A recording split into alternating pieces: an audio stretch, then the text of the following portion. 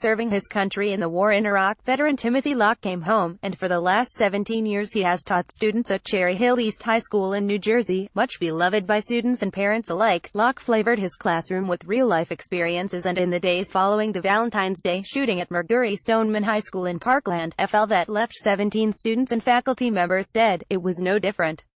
Yet on February 22, Locke was summoned to the principal's office where his bag was searched. He was then placed on administrative leave in order to undergo both physical and psychiatric evaluations. His crime: daring to address his concerns about school safety with the students in his advanced placement history class. Parents and students alike came to Locke's defense, stating the Iraqi war veteran merely expressed concern that a similar shooting could happen at their high school, and should those horrible events come to pass, he would protect his students at all costs. The decorated Iraq combat veteran also talked about protective measures the school could take in order to prevent such an event from occurring. Parent Eric Ascalon, whose son, Zayden, was in Locke's class last year, stated, "The students love him unequivocally." After the events in Parkland, there was no mention in the schools. There was no addressing the issue with students, and the one teacher that brings up the concerns is suspended. During the course of the conversation, he indicated that he would protect his students if something like Parkland, Florida happened here.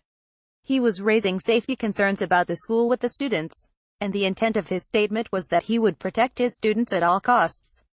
Imagine that, folks. An Iraq war veteran does his level best to reassure his students that if someone tried to the school, he would be there to protect them.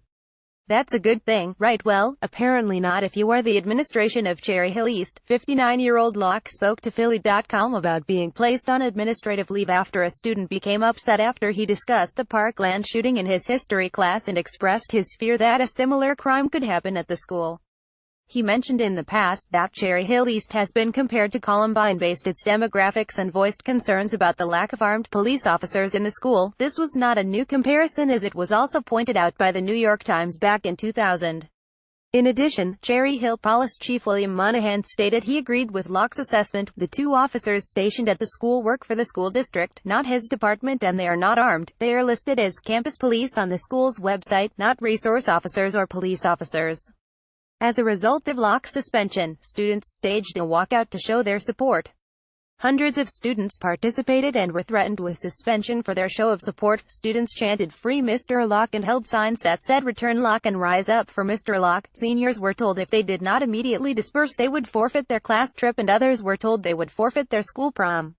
School administration held a question-and-answer session with Principal Dennis Perry in the auditorium, where students were heard expressing their frustration for their beloved teacher. Many expressed anger at the principal, who they argued has disrespected the students and not been forthcoming about their safety concerns.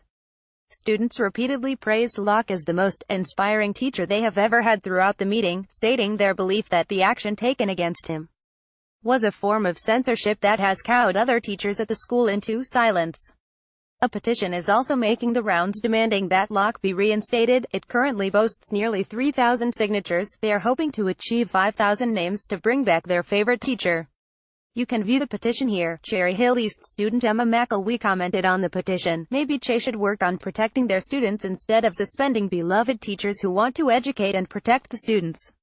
12 alum. Many other students have expressed similar concerns. 16-year-old junior Sam Grossman was there for the class discussions spurred by the Florida Ings, stating, "It really upsets me that he got suspended.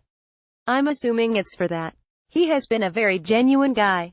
I've only had him this year. I know other people have had him more, but I really hope he comes back.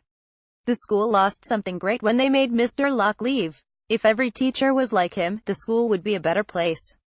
Grossman went on to explain that Locke listens to his students and inspires them to want to learn. He went on to explain, Mr. Locke is one of very few teachers where he doesn't have to say, "Put your phone away. Pay attention." People will listen to him because they like to hear him. Everyone loves Mr. Locke. Actually, when he was finished, we applauded him for it, but I guess one person didn't, and they went to the administration.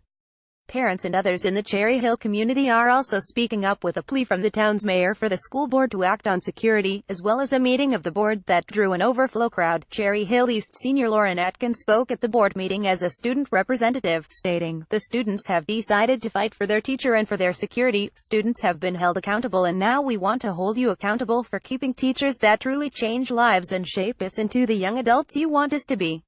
Follow us on Facebook. From the web powered by ZergNet, Navy SEAL who killed Bin Laden tossed off plane, the truth about the Obama sisters, the disappointing double life of Tim Tebow, why people stopped watching The Big Bang Theory, the disappointing truth about Dr. Phil, woman who drove Florida shooter to school speaks out.